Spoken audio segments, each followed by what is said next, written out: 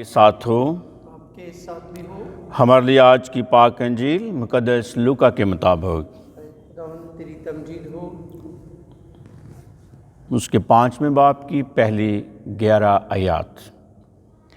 ایک دن یسوع جناسرت کی جھیل کے کنارے کھڑا تھا اور ہجوم خدا کا کلام سننے کے لیے اس پر گرے پڑتے تھے۔ تو ایسا ہوا کہ اس نے جھیل کے کنارے سے 2 کشتیاں لگی دیکھیں، لیکن ماہی گیر ان پر سے اتر کر جال دھو رہے تھے۔ اس نے ان میں سے اس کشتی پر چڑھ کر جو شمعون کی تھی اس سے درخواست کی کہ کنارے سے ذرا ہٹا لے چل، اور وہ بیٹھ کر ہجوم کو کشتی پر سے تعلیم دینے لگا۔ اور جب کلام کر چکا تو شمعون سے کہا کہ گہرے میں لے چل اور تم شکار کے لیے اپنے جال ڈالو۔ شمعون نے جواب میں کہا، اے استاد، ہم نے ساری رات محنت کی مگر کچھ حاصل نہ ہوا، لیکن تیرے کہنے سے جال ڈالوں گا۔ اور جب انہوں نے یہ کیا تو مچھلیوں کا بڑا گول گھیر لیا اور ان کے جال پھٹنے لگے۔ تب انہوں نے اپنے شرکا کو جو دوسری کشتی پر تھے اشارہ کیا کہ آؤ ہماری مدد کرو۔ وہ آئے اور دونوں کشتیاں ایسے بھر دیں کہ ڈوبنے لگیں۔ شمعون پطرس نے یہ دیکھ کر یسوع کے پاؤں پر گر کر کہا، اے خداوند، میرے پاس سے چلا جا، اس لیے کہ میں گناہ گار آدمی ہوں۔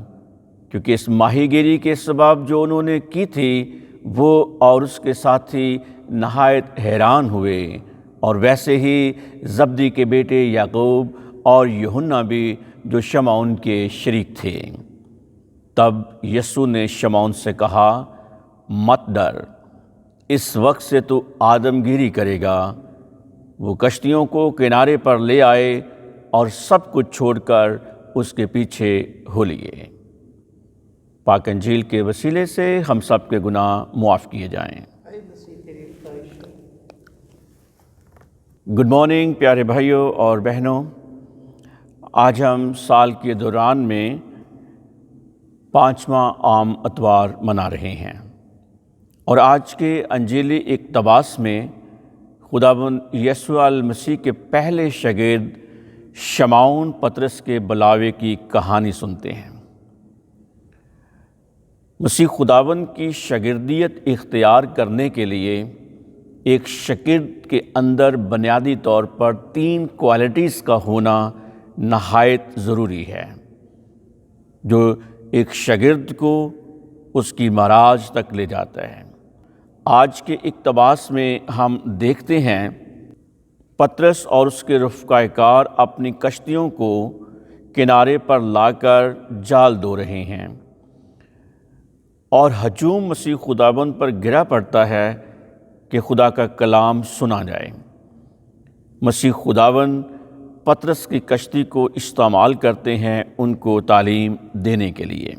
پیارے بھائیوں اور بہنوں، تعلیم دینا مسیح خداوند کا بنیادی کام ہے جس کے لیے وہ آیا ہے، کیونکہ بقول نیکودیمس وہ خدا کی طرف سے استاد ہو کر آیا ہے۔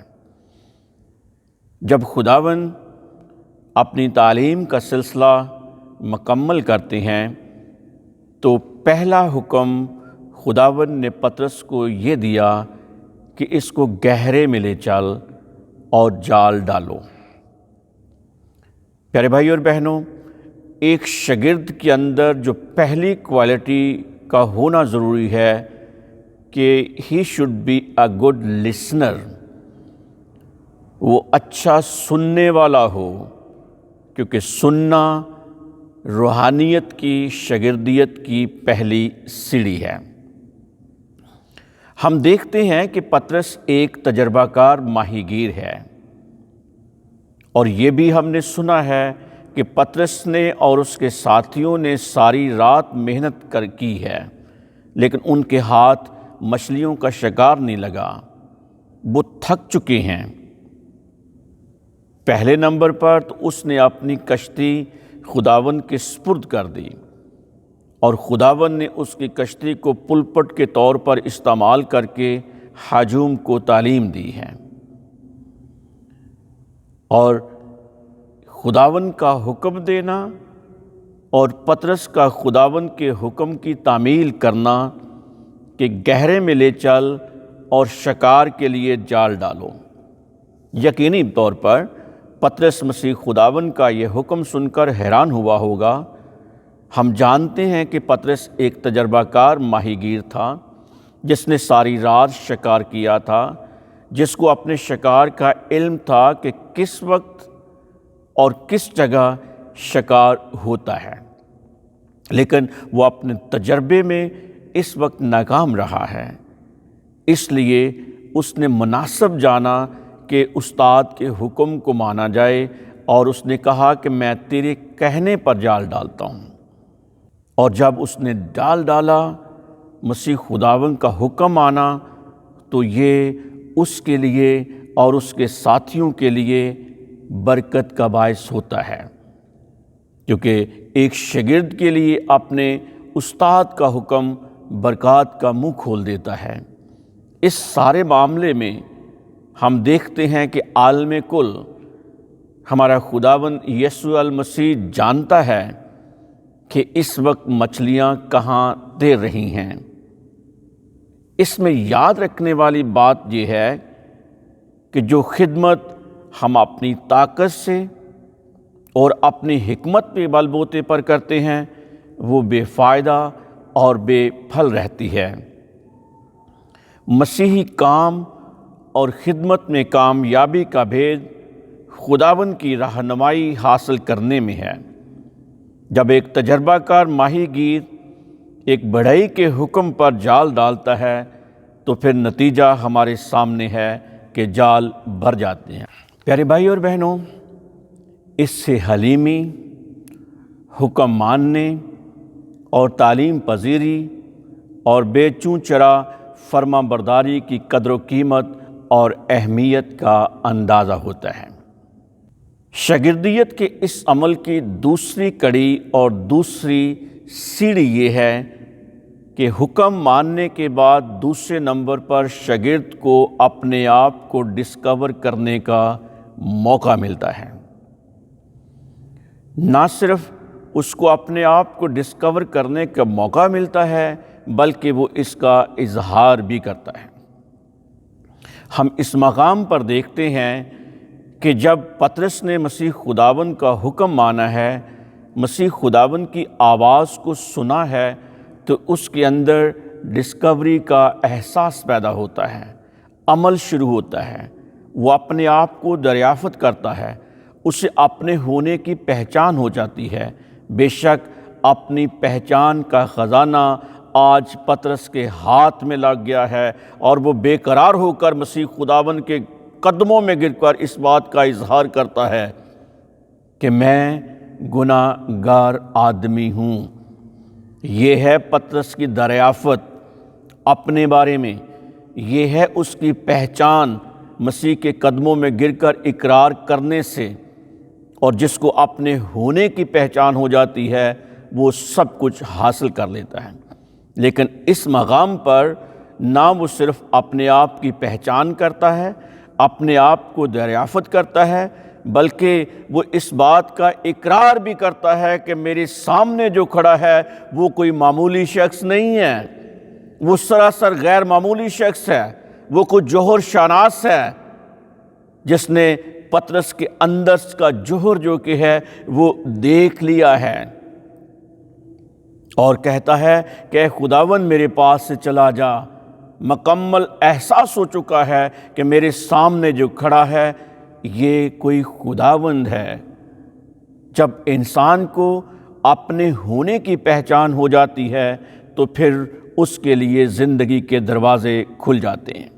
پیارے بھائی اور بہنوں، ہمیں اپنے آپ کی پہچان کرنے کے لیے، اپنے آپ کو دریافت کرنے کے لیے کسی ایسے ہی جوہر شناس کی ضرورت ہوتی ہے جو ہمارے اندر کے جوہر کی پہچان کرتا ہے اور ہمیں ایک ڈگر پر لا کھڑا کرتا ہے کہ در حقیقت یہ تم ہو، اور آج کے بعد جب تو نے اپنی کمزوریوں کا، اپنی حلیمی کا، اپنی غلطیوں کا احساس پیدا ہو گیا ہے تو پھر اسے بہت بڑی ذمہ داری سے بھی نوازا جاتا ہے۔ عیسیٰ نبی نے بھی اپنے ہونے کی پہچان کی تھی۔ جب اس کو نبوت کی دعوت دی گئی تو اس نے کہا مجھ پر افسوس، میں ہلاک ہوا کیونکہ میں ناپاک ہونٹوں والی قوم کے درمیان رہتا ہوں، کیونکہ میری آنکھوں نے بادشاہ رب الافواج کو دیکھا ہے۔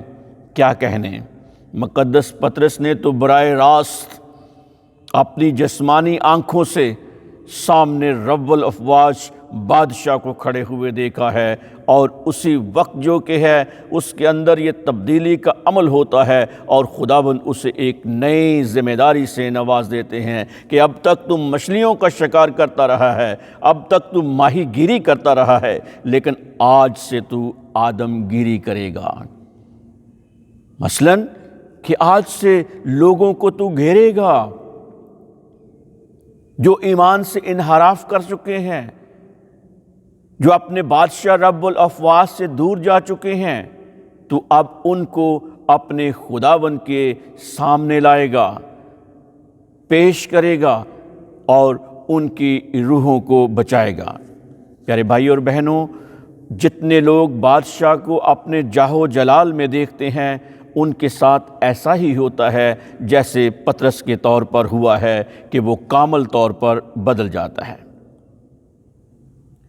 یسوع کے سامنے پطرس کو اپنے بارے ٹرو اویئرنس کا ہونا ضروری تھا، اور یسوع کے سامنے اپنی اس اویئرنس کا جو حقیقت پر مبنی ہے اس کا اظہار کرنا بھی لازم تھا، کیونکہ اسے ایک بہت بڑے مشن کی دعوت ملنے والی تھی۔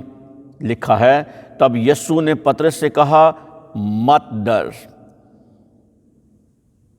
انتہائی شاندار فکرہ کہ خداوند کے ہوتے ہوئے اب ڈرنے کی ضرورت نہیں ہے، کیونکہ اس کی موجودگی ہمارے لیے احساس ذمہ داری ہے اور ہمارے لیے خوشی کا عالم ہے، مسرت کا عالم ہے کہ ہم خداوند کے حضور میں ہے، اور وہ ہمارے اندرون کو بدل کر رکھ دیتا ہے کہ مت ڈر، آج سے اس وقت سے تو آدمگیری کرے گا۔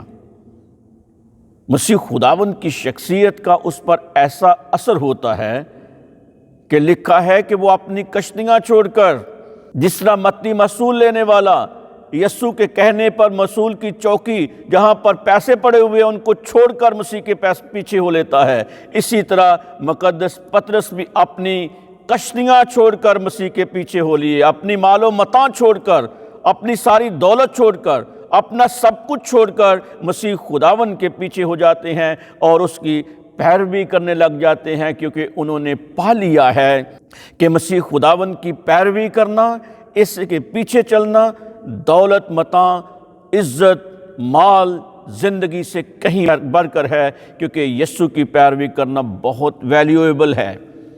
ایک شاگرد کے لیے یہ ضروری ہے کہ وہ اپنا سب کچھ تیاگ دے، اور جب مسیح خداوند کے لیے ہم اپنا سب کچھ تیاگ دیتے ہیں تو پھر دنیا کی ہر نعمت جو کہ ہے وہ اس سے نوازتا ہے۔